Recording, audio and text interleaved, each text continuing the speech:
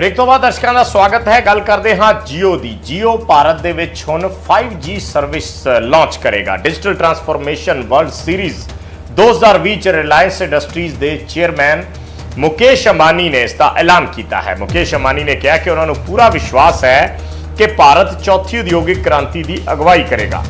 Digital connectivity, cloud computing, internet of things, smart device, artificial intelligence ते robotics वर्गियां digital तकनीकां चौथी उद्योगिक क्रांति की रीढ़ की हड्डी बन गई। जियो की तारीफ करते हुए मुकेश अंबानी ने कहा कि जियो आने तो पहला भारत 2G 'च अटकिया होया सी। जियो के माध्यम नाल देश को पहली बार IP बेस्ड नैटवर्क कनैक्टिविटी मिली है। जिथे 2G नैटवर्क लॉन्च बाकी कंपनियां ने 25-25 साल ला दिते, उत्ते ही जियो ने महज 3 सालों भारत 4G नैटवर्क खड़ा कर दिता है। We have gone from 155th in the world to number 1 in mobile data consumption in just 4 years. The Jio movement shattered the widely held belief that India is not ready to adopt advanced technologies. Today, I can say with utmost confidence that India will play a leading role in the 4th industrial revolution. To further extend our global leadership in connectivity, Jio is now rolling out a high-speed, low-latency optic fiber network to more than 50 million homes and premises across 2,000 towns and cities in India. Simultaneously, we are preparing for rolling out 5G services across India. And Jio Platforms, our digital solutions arm, with its growing portfolio of over 20 startups, has built significant capabilities in areas like cloud and edge computing, big data analytics, AI and machine learning, blockchain, AR/VR, and IoT. Using these technologies, Jio Platform is in the process of creating compelling solutions for multiple industry verticals and ecosystems spanning telecom, media and entertainment, new commerce, financial services, education, healthcare and agriculture. ਤੇ ਹੁਣ ਗੱਲ ਸਿੱਖਿਆ ਮਹਿਕਮੇ ਦੀ। ਪੰਜਾਬ ਦੇ ਸਿੱਖਿਆ ਮੰਤਰੀ ਵਿਜੇਂਦਰ ਸਿੰਗਲਾ ਨੇ news 18 ਨਾਲ ਐਕਸਕਲੂਸਿਵ ਗੱਲਬਾਤ ਕੀਤੀ ਹੈ। ਉਹਨਾਂ ਕਿਹਾ ਕਿ ਹਾਲੇ ਸਕੂਲ ਖੋਲ੍ਹਣ ਬਾਰੇ ਸਿਰਫ ਸੁਝਾਅ ਦਿੱਤੇ ਗਏ ਨੇ, ਅੰਤਿਮ ਫੈਸਲਾ ਪੰਜਾਬ ਦੇ ਮੁੱਖ ਮੰਤਰੀ ਨੇ ਲੈਣਾ ਹੈ। 15 ਅਕਤੂਬਰ ਤੋਂ ਸਕੂਲ ਖੋਲ੍ਹਣੇ ਨੇ ਔਰ ਅਗਰ ਖੋਲ੍ਹਣੇ ਨੇ ਤਾਂ ਉਹਨਾਂ ਦੇ ਲਈ ਕੀ ਗਾਈਡਲਾਈਨਸ ਹੋਣੀਆਂ ਚਾਹੀਦੀਆਂ ਨੇ, ਇਹ ਸੁਝਾਅ ਸਿੱਖਿਆ ਮਹਿਕਮੇ ਵੱਲੋਂ ਦਿੱਤੇ ਗਏ ਨੇ। 9ਵੀਂ ਤੋਂ 12ਵੀਂ ਤੱਕ ਦੀਆਂ ਜਮਾਤਾਂ ਦੇ ਲਈ ਸਕੂਲ ਖੋਲ੍ਹਣ ਦਾ ਸੁਝਾਅ ਹੈ। ਨਾਲ ਹੀ ਉਹਨਾਂ ਕਿਹਾ ਕਿ ਜੇ ਕੋਈ ਸਕੂਲ ਜ਼ਿਆਦਾ ਫੀਸ ਵਸੂਲ ਕਰਦਾ ਹੈ ਤਾਂ ਉਸ ਦੇ ਖਿਲਾਫ ਕਾਰਵਾਈ ਹੋਏਗੀ। ਟੀਚਰਾਂ ਦੀ ਭਰਤੀ ਦੇ ਲਈ 4500 ਅਸਾਮੀਆਂ ਉਹਨਾਂ ਨੇ ਕਿਹਾ ਹੈ ਕਿ ਕੱਢੀਆਂ ਨੇ। ਇਸ ਐਕਸਕਲੂਸਿਵ ਗੱਲਬਾਤ ਦੇ ਵਿੱਚ ਵਿਜੇਂਦਰ ਸਿੰਗਲਾ ਨੇ ਇਹ ਜਾਣਕਾਰੀ ਦਿੱਤੀ ਹੈ ਕਿ ਅੰਤਿਮ ਫੈਸਲਾ ਮੁੱਖ ਮੰਤਰੀ ਨੇ ਲੈਣਾ ਹੈ ਸਕੂਲ ਖੋਲ੍ਹਣ ਬਾਰੇ।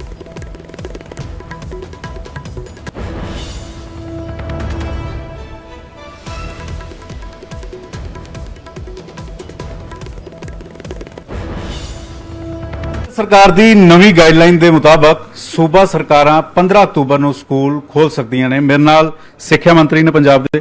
ਮੰਤਰੀ ਜੀ, ਪੰਜਾਬ 'ਚ ਕਦੋਂ ਤੋਂ ਸਕੂਲ ਖੁੱਲ ਰਹੇ ਨੇ? नहीं, हाले इस दे ऊपर कोई फैसला नहीं किया गया। भारत सरकार ने अपनियां गाइडलाइंस भेजी हैं तो असी school education, technical education, higher education के सारे जिहड़े डिपार्टमेंट्स हैं, साडे तो होम विभाग ने, गृह विभाग ने अपनियां साडियां रिकमेंडेशनस मंगी हैं। ਅਸੀਂ ਉਹਦੇ ਵਿੱਚ ਇਹ ਰਿਕਮੈਂਡ ਕੀਤਾ ਕਿ ਸਾਨੂੰ 9ਵੀਂ ਤੋਂ ਲੈ ਕੇ 12ਵੀਂ ਤੱਕ ਦੇ ਸਕੂਲਾਂ ਨੂੰ ਕਲਾਸਿਸ ਨੂੰ ਖੋਲ੍ਹਣਾ ਚਾਹੀਦਾ ਹੈ।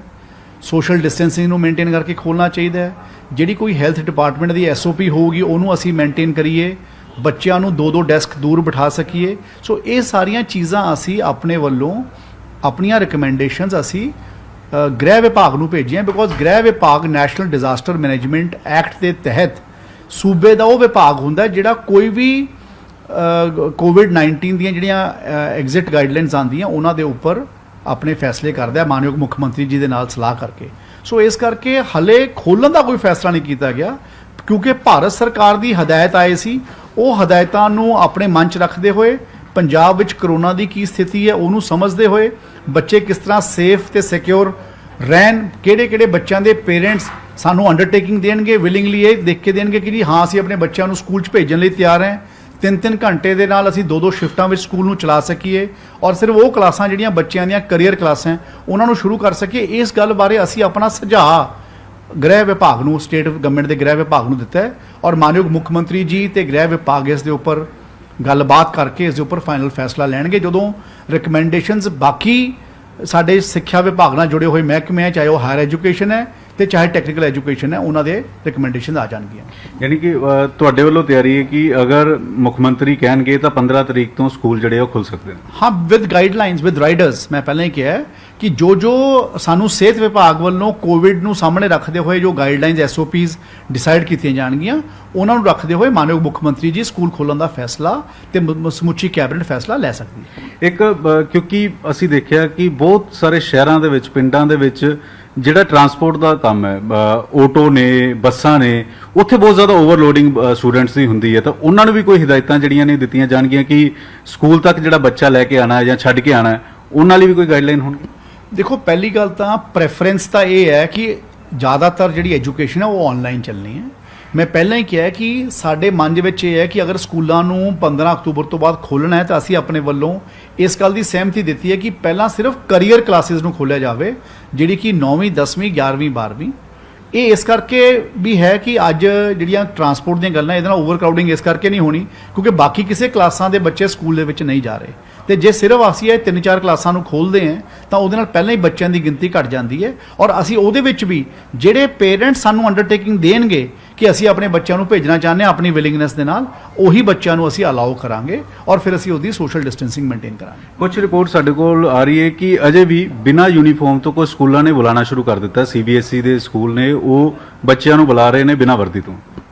ਨਹੀਂ, ਮੈਨੂੰ ਤਾਂ ਨਹੀਂ, ਸਾਡੇ ਕੋਲ ਤਾਂ ਰਿਪੋਰਟ ਹੈ ਨਹੀਂ ਗੀ, ਤੇ ਜੇ ਕੋਈ ਬਾਈ ਚਾਂਸ ਇਹੋ ਜਿਹਾ ਸਕੂਲ ਹੈਗਾ ਤਾਂ I think that school will be responsible and action will be initiated because state government ਵੱਲੋਂ ਤਾਂ ਬਿਲਕੁਲ ਕਲੀਅਰ ਹਦਾਇਤ ਹੈ ਭਾਰਤ ਸਰਕਾਰ ਦੀ ਗਾਈਡਲਾਈਨ ਦੇ ਹਿਸਾਬ ਨਾਲ ਕਿ ਕੋਈ ਵੀ ਸਕੂਲ ਫੰਕਸ਼ਨਲ ਨਹੀਂ ਹੈ, only online classes are permitted as of now. ਇਸ ਦੇ ਨਾਲ ਸਿਲੇਬਸ ਨੂੰ ਲੈ ਕੇ ਵੀ ਕੁਝ ਬਦਲਾਅ ਕੀਤੇ ਜਾਣਗੇ? ਸਿਲੇਬਸ ਛੋਟੇ ਕੀਤੇ ਜਾਣਗੇ ਜਾਂ ਫਿਰ ਕਿਸ ਤਰੀਕੇ ਨਾਲ ਸਿਲੇਬਸ ਨੂੰ ਲੈ ਕੇ ਪ੍ਰੋਗਰਾਮ ਜਿਹੜਾ ਤੁਹਾਡਾ ਰਿਹਾ?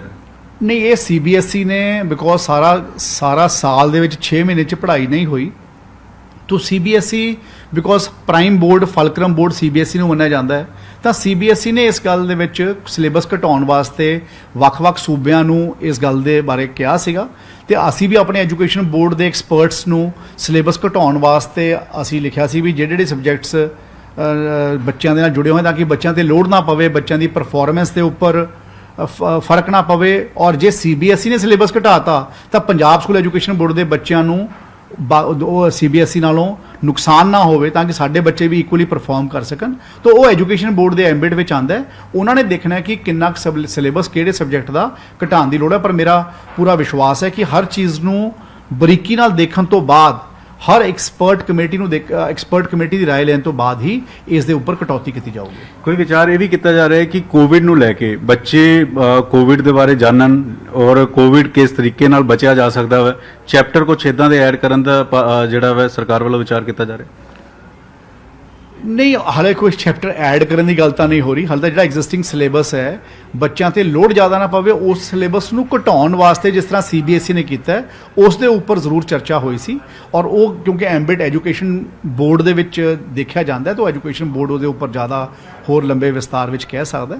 ਪਰ ਮੈਂ ਇਹ ਜ਼ਰੂਰ ਸਮਝਦਾ ਕਿ ਹਾਲੇ ਕੋਈ ਨਵੇਂ ਚੈਪਟਰਸ ਐਡ ਹੋਣ ਦੀ ਗੱਲ ਨਹੀਂ। ਹਾਂ, ਇਹ ਜ਼ਰੂਰ ਗੱਲ ਹੈ ਕਿ ਜਿਹੜੀਆਂ SOP ਸਾਡੇ ਕੋਲ ਆਉਣਗੀਆਂ ਉਹਨਾਂ ਵਾਸਤੇ ਅਸੀਂ ਅਵੇਅਰਨੈਸ ਸਕੂਲਾਂ ਵਿੱਚ ਡਿਸਪਲੇ ਜ਼ਰੂਰ ਕਰਾਂਗੇ ਤਾਂ ਕਿ ਸਾਰੇ ਬੱਚੇ ਤੇ ਉਹਨਾਂ ਦੇ ਮਾਤਾ ਪਿਤਾ ਉਹਨਾਂ ਨੂੰ ਫੋਲੋ ਕਰਨ। ਜਦੋਂ ਵੀ ਸਕੂਲ ਖੁੱਲਣਗੇ ਤਾਂ ਇੱਕ ਤਾਂ ਮਾਪਿਆਂ ਦੇ ਨਾਲ ਜਿਹੜੀ ਮੀਟਿੰਗ ਹੋਏਗੀ, ਸਕੂਲਾਂ ਨੂੰ ਕੀ ਗਾਈਡਲਾਈਨ ਦਿੱਤੀ ਜਾਏਗੀ ਕਿਉਂਕਿ ਜ਼ਮੀਨੀ ਹਕੀਕਤ ਤੇ ਬੇहद ਮੁਸ਼ਕਲ ਹੋਏਗਾ ਕਿ ਇੱਕ ਡੈਸਕ ਤੇ ਬਿਠਾਣਾ ਹੈ, ਸੋਸ਼ਲ ਡਿਸਟੈਂਸ ਦਾ ਖਿਆਲ ਰੱਖਣਾ ਹੈ, ਰਿਸੈਸ ਵੇਲੇ ਖਿਆਲ ਰੱਖਣਾ ਹੈ ਕਿਉਂਕਿ ਬੱਚੇ ਕਾਫੀ ਛੋਟੇ ਹੁੰਦੇ ਨੇ। 9ਵੀਂ ਤੋਂ ਲੈ ਕੇ 12ਵੀਂ ਤੱਕ ਥੋੜਾ ਜਿਹਾ ਸ਼ਾਰਪ ਜ਼ਰੂਰ ਹੁੰਦੇ ਆ, ਲੇਕਿਨ ਕੁਝ ਸਕੂਲਾਂ ਨੂੰ ਖਾਸ ਗਾਈਡਲਾਈਨ ਜਿਹੜੀਆਂ ਦਿੱਤੀਆਂ ਜਾਣਗੀਆਂ। ਬਿਲਕੁਲ ਲੋਕ ਰਿਸਪੌਂਸਿਬਲ ਬਣਾਏ ਜਾਣਗੇ, ਚਾਹੇ ਉਹ ਪ੍ਰਿੰਸੀਪਲਸ ਹੈ ਜਾਂ ਚਾਹੇ ਸਾਡੇ ਸਕੂਲਾਂ ਦੇ ਵਿੱਚ ਸਰਕਾਰੀ ਸਕੂਲਾਂ 'ਚ ਟੀਚਰਸ ਹੈ। ਔਰ ਜਿੱਥੇ ਤੱਕ ਪ੍ਰਾਈਵੇਟ ਸਕੂਲਾਂ ਦੀ ਗੱਲ ਹੈ ਉਹਨਾਂ ਦੀ ਮੈਨੇਜਮੈਂਟਸ ਨੂੰ ਤੇ ਪ੍ਰਿੰਸੀਪਲਸ ਨੂੰ ਦੋਨਾਂ ਨੂੰ ਜ਼ਿੰਮੇਵਾਰ ਬਣਾਇਆ ਜਾਊਗਾ ਕਿ ਦੈਟ ਦੇ ਹੈਵ ਟੂ ਐਨਸ਼ੋਰ ਕਿ ਜਿਹੜੀ ਵੀ ਹੈਲਥ ਡਿਪਾਰਟਮੈਂਟ ਦੀ ਜਾਂ COVID-19 ਨੂੰ ਰਿਲੇਟਡ SOP ਹੈ that is exactly implemented on ground in the schools. Covid ਦੌਰਾਨ ਅਸੀਂ ਇਹ ਵੀ ਦੇਖਿਆ ਕਿ ਪ੍ਰਾਈਵੇਟ ਦੀ ਥਾਂ ਸਰਕਾਰੀ ਸਕੂਲਾਂ 'ਚ ਕਿਉਂਕਿ ਇਨਫਰਾਸਟ੍ਰਕਚਰ ਵੀ ਬਦਲਾਅ ਹੋ ਰਿਹਾ, ਤੁਸੀਂ ਲਗਾਤਾਰ ਨਜ਼ਰ ਵੀ ਰੱਖੀ ਹੋਈ ਹੈ, ਬੱਚੇ ਜਿਹੜੇ ਨੇ ਉਹ ਦਾਖਲੇ ਲਗਾਤਾਰ ਬੜੀ ਤੇਜ਼ੀ ਦੇ ਨਾਲ ਜਿਹੜੇ ਨੇ ਉਹ ਸਰਕਾਰੀ ਸਕੂਲਾਂ ਦੇ ਵਿੱਚ ਵਧੇ ਨੇ। ਦੇਖੋ 3.5 ਲੱਖ ਬੱਚੇ ਦੀ ਐਨਰੋਲਮੈਂਟ ਇਸ ਸਾਲ ਸਰਕਾਰੀ ਸਕੂਲਾਂ 'ਚ ਵਧੀ ਹੈ। ਇਹ ਆਪਣੇ ਆਪ ਵਿੱਚ ਇੱਕ ਬਹੁਤ ਵੱਡੀ ਪ੍ਰਾਪਤੀ ਹੈ।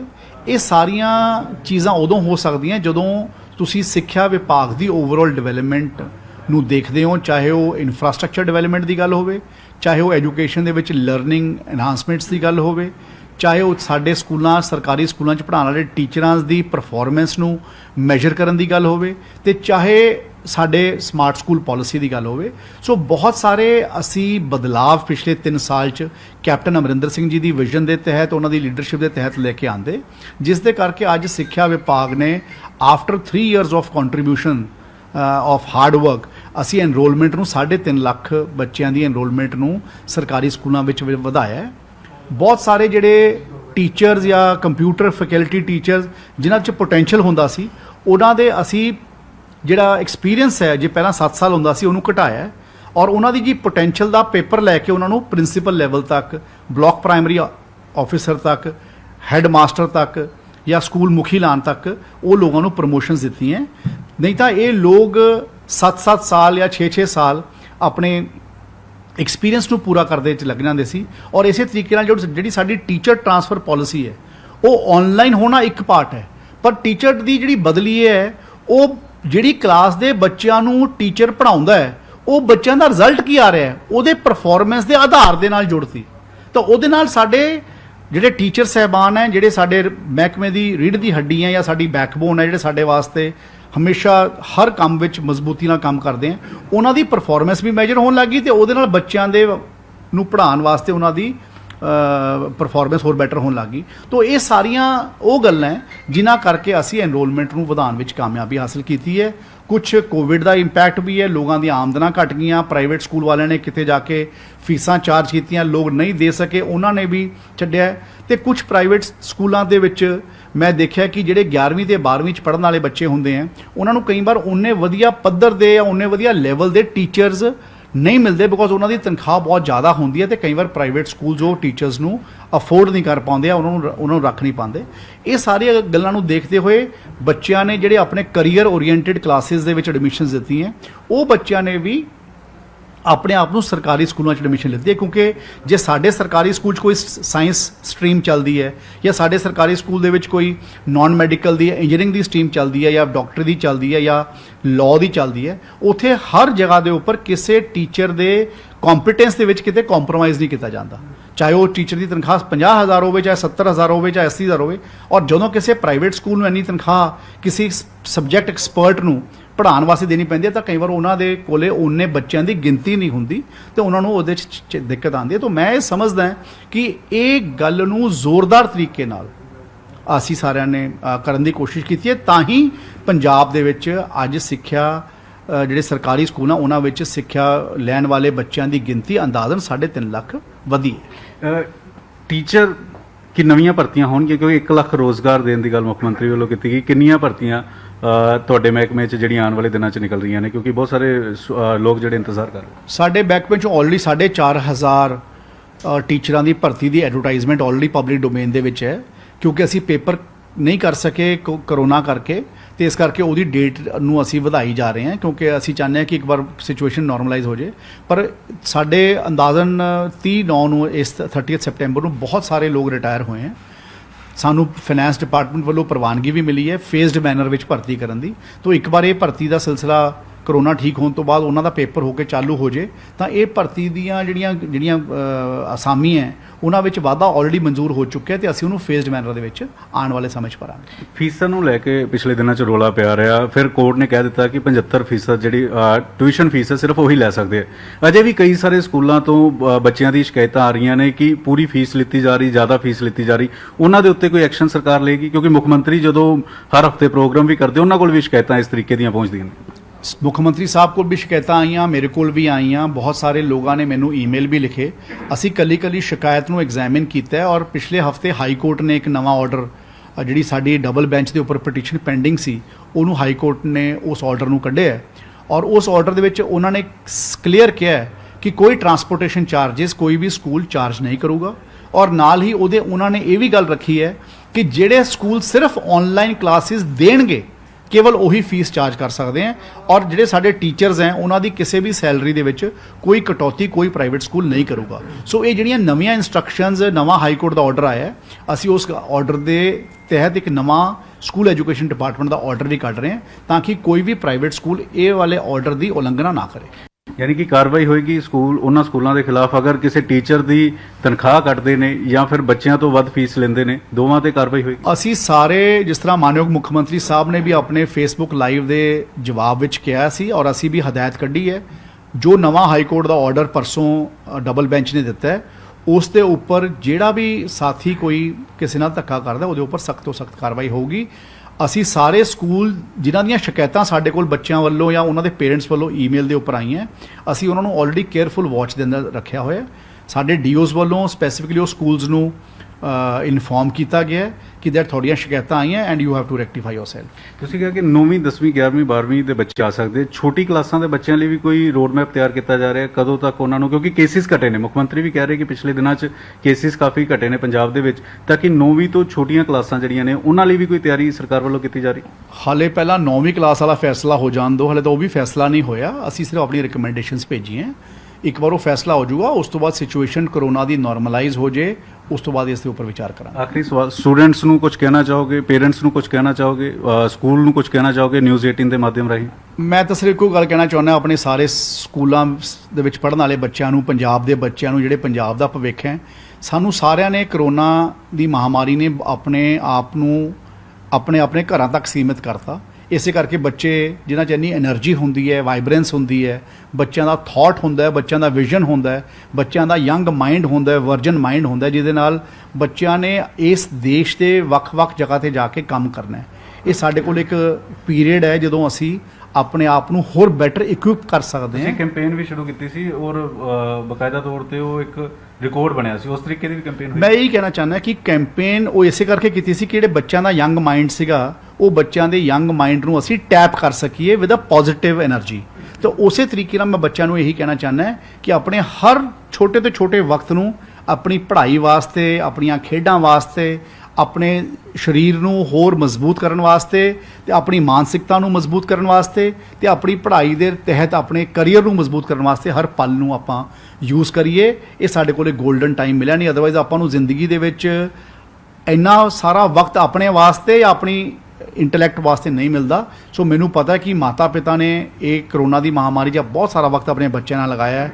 ਬੱਚਿਆਂ ਨੂੰ ਬਹੁਤ ਤਰ੍ਹਾਂ ਦੀ ਸਿੱਖਿਆ ਮਿਲੀ ਹੈ, ਕੱਲੀ ਪੜ੍ਹਾਈ ਸਿੱਖਿਆ ਨਾਲ, ਕੱਲੀ ਸਿੱਖਿਆ ਪੜ੍ਹਾਈ ਵਾਲੀ ਕੱਲੀ ਸਿੱਖਿਆ ਨਹੀਂ ਹੁੰਦੀ, ਪਰ ਮਾਤਾ ਪਿਤਾ ਦਾ ਬੱਚਿਆਂ ਨੂੰ ਬਹੁਤ ਚੀਜ਼ ਟਾਈਮ ਦੇਣਾ ਜਾਂ ਉਹਨਾਂ ਨੂੰ ਕੋਈ ਚੀਜ਼ਾਂ ਸਿਖਾਉਣਾ, ਉਹ ਵੀ ਆਪਣੇ ਆਪ ਵਿੱਚ ਇੱਕ ਬਹੁਤ ਵੱਡੀ ਸਿੱਖਿਆ ਹੁੰਦੀ ਹੈ ਜਿਹੜੀ ਕਿ ਬੱਚਿਆਂ ਦੀ ਓਵਰਆਲ ਡਿਵੈਲਪਮੈਂਟ ਵਾਸਤੇ ਵੱਡੇ ਪੱਧਰ ਤੇ ਕੰਮ ਕਰਦੀ ਹੈ। ਸੋ ਆਈ ਐਮ ਵੈਰੀ ਮਤਲਬ ਮੈਂ ਸਾਰੇ ਆਪਣੇ ਬੱਚਿਆਂ ਨੂੰ ਇਹ ਕਹਿਣਾ ਚਾਹੁੰਦਾ ਕਿ this is the golden period for you as far as your careers are concerned and I am quite sure ਕਿ ਤੁਸੀਂ ਸਾਰੇ ਆਪਣਾ ਜ਼ੋਰਦਾਰ ਤਰੀਕੇ ਨਾਲ ਮਿਹਨਤ ਕਰੋਗੇ ਤਾਂ ਕਿ ਆਉਣ ਵਾਲੇ ਸਮੇਂ ਵਿੱਚ ਇਸ ਦੇਸ਼ ਦਾ ਤੇ ਸੂਬੇ ਦਾ, ਆਪਣੇ ਇਲਾਕੇ ਦਾ, ਆਪਣੇ ਜ਼ਿਲ੍ਹੇ ਦਾ ਤੇ ਆਪਣੇ ਆਪਣੇ ਸਕੂਲਾਂ ਦਾ ਫਿਊਚਰ ਬਣ ਕੇ ਨਿਕਲ ਕੇ ਬਾਹਰ ਆਓਗੇ ਔਰ ਸਾਡੇ ਸੂਬੇ ਦੀ ਸ਼ਾਨ ਤੇ ਆਨ ਬਣੋਗੇ। ਇੰਨੀ ਗੱਲ ਹੀ ਮੈਂ ਆਪਣੇ ਵੱਲੋਂ ਤੁਹਾਡੇ ਵਿਊਅਰਸ ਨੂੰ ਕਹਿਣਾ ਚਾਹੁੰਦਾ। ਨਿਊਜ਼ 18 ਨਾਲ ਗੱਲਬਾਤ ਕਰਨ ਲਈ ਧੰਨਵਾਦ। ਤਾਂ ਸਿੱਖਿਆ ਮੰਤਰੀ ਨੇ ਸਾਫ਼ ਤੌਰ ਤੇ ਦੱਸਿਆ ਕਿ ਅਗਰ ਪ੍ਰਾਈਵੇਟ ਸਕੂਲ ਆਪਣੀ ਮਰਜ਼ੀ ਕਰਦੇ ਨੇ ਤਾਂ ਉਹਨਾਂ ਦੇ ਖਿਲਾਫ ਕਾਰਵਾਈ ਹੋਏਗੀ ਔਰ ਬੱਚਿਆਂ ਨੂੰ ਵੀ ਅਪੀਲ ਕੀਤੀ ਜਾ ਰਹੀ ਹੈ ਕਿ ਸਿੱਖਿਆ ਦੇ ਨਾਲ-ਨਾਲ ਤਮਾਮ ਤਰੀਕੇ ਦੇ ਨਾਲ ਐਕਟਿਵ ਜਿਹੜਾ ਹੋਣ ਦੀ ਜ਼ਰੂਰਤ ਹੈ ਔਰ ਵੈਕੈਂਸੀਆਂ ਵੀ, ਟੀਚਰ ਜਿਹੜੇ ਇੰਤਜ਼ਾਰ ਕਰ ਰਹੇ ਸੀਗੇ 4500 ਵੈਕੈਂਸੀਆਂ ਵੀ ਪੰਜਾਬ ਸਰਕਾਰ ਵੱਲੋਂ ਨਿਕਲ ਰਹੀਆਂ ਨੇ। ਕੈਮਰਾਮੈਨ ਅਸ਼ੋਕ ਬੈਨੀਪਾਲ ਦੇ ਨਾਲ ਪੰਕਜ ਕਪਾਹੀ, ਨਿਊਜ਼ 18 ਚੰਡੀਗੜ੍ਹ। एक और छोटा जा कमर्शियल ब्रेक, चल वापस आने।